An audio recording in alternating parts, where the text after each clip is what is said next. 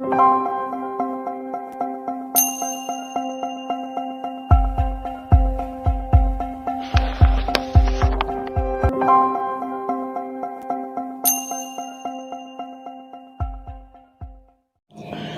علیکم، میں شریف النساء قاضی پھر ایک بار آپ کی خدمت میں حاضر ہوں ایک نئے موضوع کو لے کر۔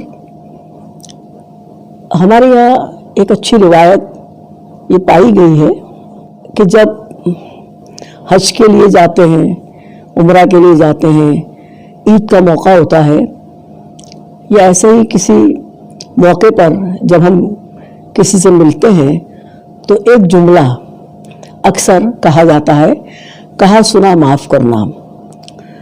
معافی مانگنا بہت اچھی بات ہے، اور اگر کوئی ہم سے معافی مانگتا ہے تو اس کو معاف کر دینا یہ بھی ایک اچھی بات ہے۔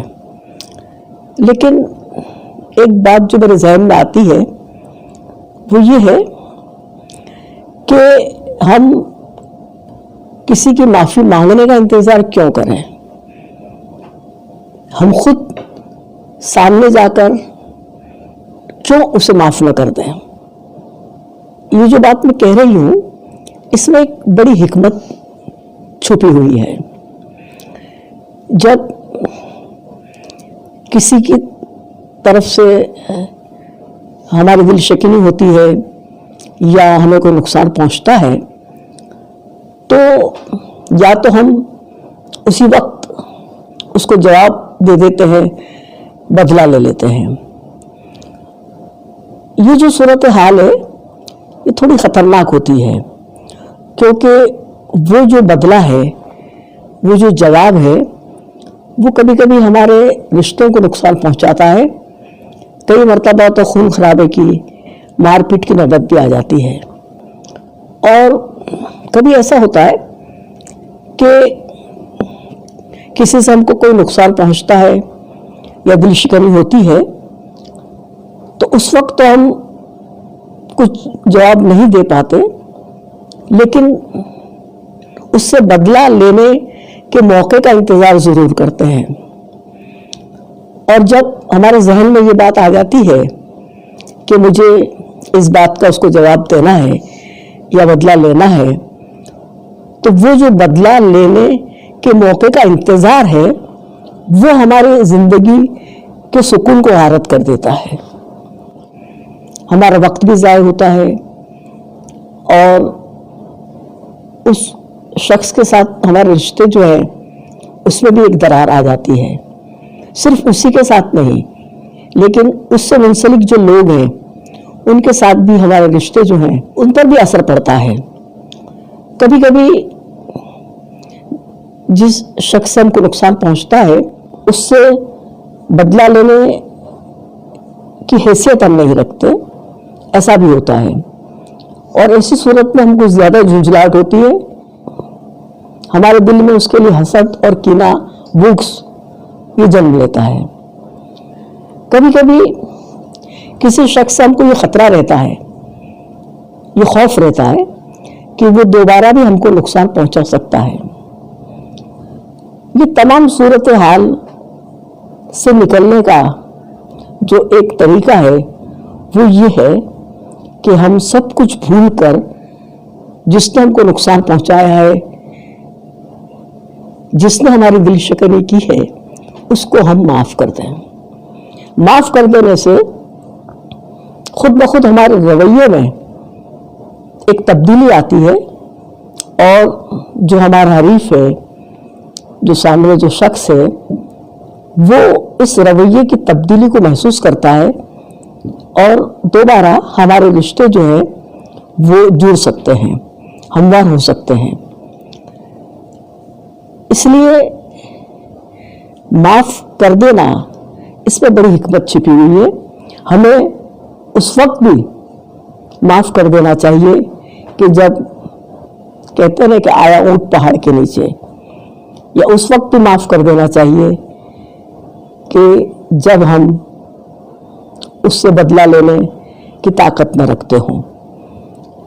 بہتر تو یہ ہے کہ ہم خود چل کر جائیں اور اپنی زبان سے بھی کہیں کہ آپ کی اس بات سے مجھے تکلیف پہنچی ہے، لیکن خیر اس کو درگزر کریں، میں نے آپ کو معاف کیا اور آپ بھی اس بات کو بھول جائیں۔ آپ یقین مانیے آپ کو ایسا لگے گا کہ جیسے آپ کے دل و دماغ سے ایک بوجھ اتر گیا ہے، بالکل آپ اپنے آپ کو ہلکا پھلکا محسوس کرنے لگیں گے، کیونکہ جب بدلہ لینے کا جذبہ شدت اختیار کرتا ہے تو وہ عداوت میں تبدیل ہوتا ہے، اور عداوت ایک ایسی چیز ہے کہ جو نسل در نسل اترتی چلی جاتی ہے، خون خرابے ہوتے ہیں، خاندان کے خاندان تباہ و برباد ہو جاتے ہیں۔ وسیم بریلوی کا ایک شعر ہے، وہ میرے چہرے تک اپنی نفرتیں لایا تو تھا، میں نے اس کے ہاتھ چومے اور بے بس کر دیا۔ تو جو میں حکمت کی بات کر رہی تھی وہ اسی حکمت کی بات کر رہی تھی کہ معاف کر دینا یہ ایک بہت اچھی عادت ہے، یہ ہمارے اخلاق کا ایک جز بھی ہے۔ حضرت نظام الدین اولیاء رحمۃ اللہ علیہ کا قول ہے کہ اگر کوئی تمہارے راستے میں ایذا کے کانٹے بچھاتا ہے تو تم اس کو ہٹا دو، اس کے بدلے میں کانٹے مت بچھاؤ، کیونکہ اگر تم بھی اس کے بدلے میں راستے میں کانٹے بچھاؤ گے تو ایک دن یہ پوری دنیا کانٹوں سے بھر جائے گی۔ بہت خوبصورت بات کہی ہے۔ اللہ تعالیٰ معافی کو پسند کرتا ہے، معاف کرنے کو پسند کرتا ہے، کیونکہ معاف کرنا، عفو اور درگزر کرنا یہ اللہ کی صفات میں شامل ہے۔ جب ہم سے کوئی خطا ہوتی ہے، کوئی غلطی ہوتی ہے، کوئی گناہ سرزد ہوتا ہے تو ہم بڑے یقین کے ساتھ اللہ کے سامنے توبہ کرتے ہیں، معافی مانگتے ہیں، ہمیں امید ہوتی ہے، ہمیں یقین ہوتا ہے کہ اللہ ہمیں ضرور معاف کر دے گا، تو پھر ہم اس کے بندوں کو معاف کیوں نہ کریں؟ قرآن شریف میں سورہ نور میں اللہ تعالیٰ کا ارشاد ہے، اور چاہیے کہ لوگ معاف کریں، درگزر کریں۔ کیا تم نہیں چاہتے کہ اللہ تمہاری مغفرت فرمائے؟ آپ صلی اللہ علیہ وسلم کی سیرت پاک کا جب ہم مطالعہ کریں گے تو ہمیں بیسیوں ایسے قصے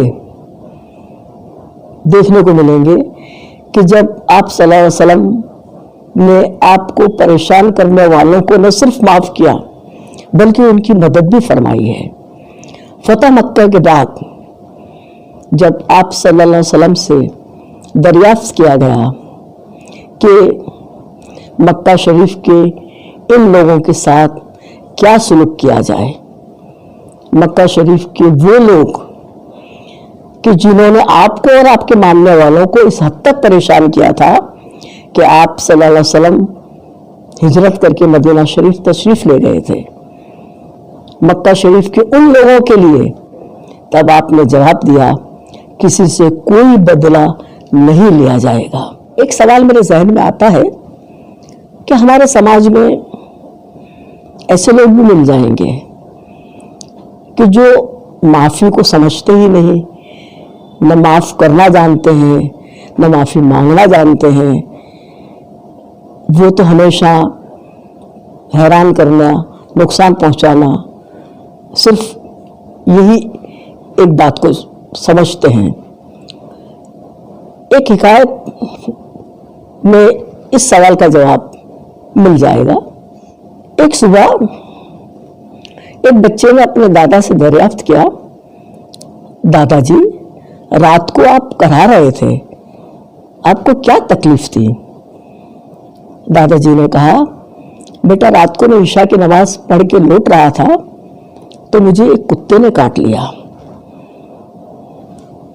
بچے نے تعجب سے پوچھا، آپ کو کتے نے کاٹ لیا؟